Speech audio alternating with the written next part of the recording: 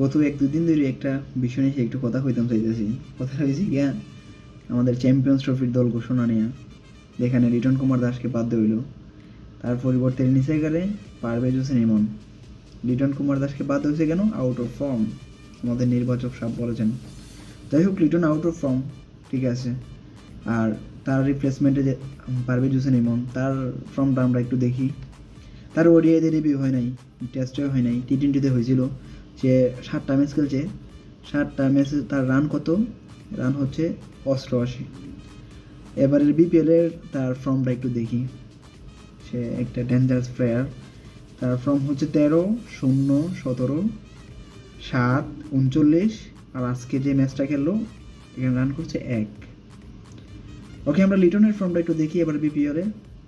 প্রথম ম্যাচে উনি করেছিলেন 31, 0, 2, 9, 73, 125, আর লাস্ট ম্যাচটা করছে 13।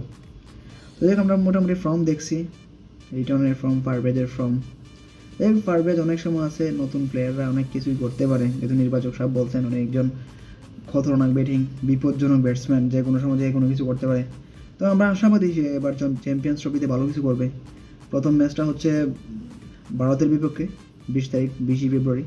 তো আমরা চাই ইমন ভালো কিছু করুক, বাংলাদেশ ভালো কিছু করুক, চ্যাম্পিয়ন্স ট্রফিতে আমরা ভালো কিছুর জন্য আশাবাদী।